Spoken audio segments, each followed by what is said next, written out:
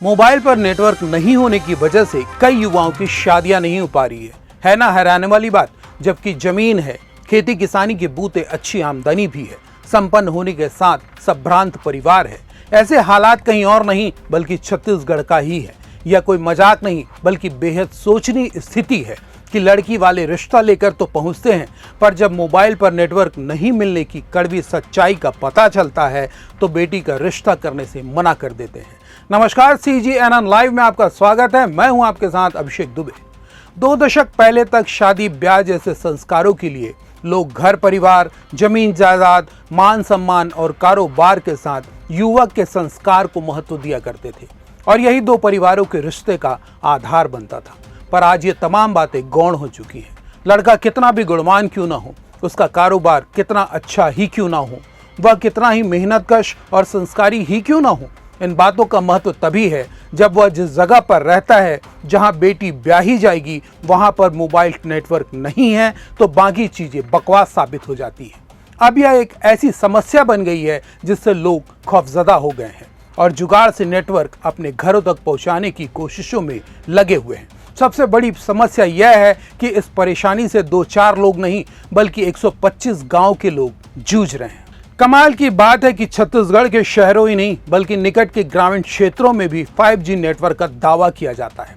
लोग घरों में वाईफाई तक लगा रहे हैं। BSNL का दावा है कि राज्य भर में नेटवर्क के लिए टावर लगाया गया है।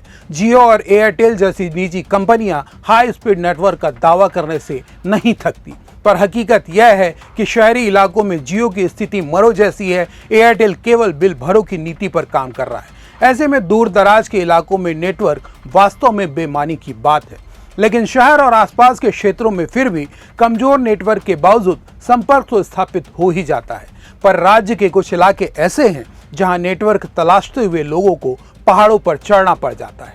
आज हम नेटवर्क विहीन जिस इलाके की बात कर रहे हैं, सही मायने में वह प्रकृति की नेमत है, जहाँ की वादियों में खूबसूरती का बसेरा है।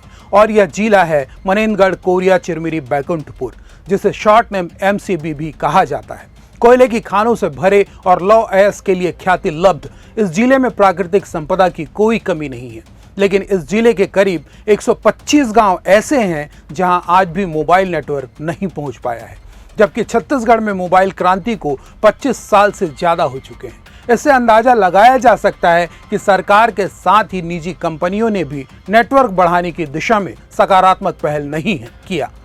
ऐसे में सवाल उठना स्वाभाविक है कि आखिर क्यों, जबकि सरकारी नेटवर्क की पहुंच जहां है वहां निजी कंपनियां अपना विस्तार करने पर आमादा रहती हैं।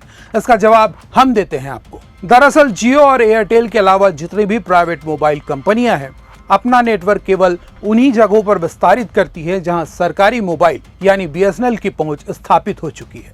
इसके पीछे वजह नेटवर्क के लिए अतिरिक्त लागत से बचना होता है। BSNL का टावर लगते ही निजी कंपनियां उस नेटवर्क का इस्तेमाल अपने लिए करती हैं। दावा किया जाता है कि 5G नेटवर्क दिया जा रहा है, जबकि वास्तविकता है कि शहरी इलाकों में भी घर, दुकान, दफ्तर के भीतर स्थिति 2G 3G से भी बदतर होती है। आइए एक बार फिर लौटते हैं उसी मसले पर, यानी मोबाइल नेटवर्क नहीं तो शादी नहीं।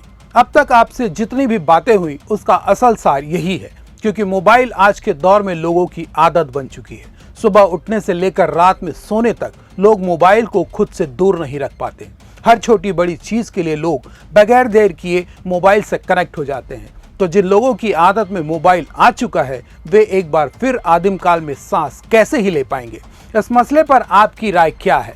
कमेंट जरूर कीजिएगा। साथ ही अपनी परेशानियों से भी हमें अवगत कराइएगा ताकि आपकी बातों को सहजता से सरकार तक पहुंचाई जा सके। अन्य खबरों के लिए चैनल को सब्सक्राइब जरूर कर लीजिएगा। फिलहाल लेता हूं आपसे इजाजत। नमस्कार।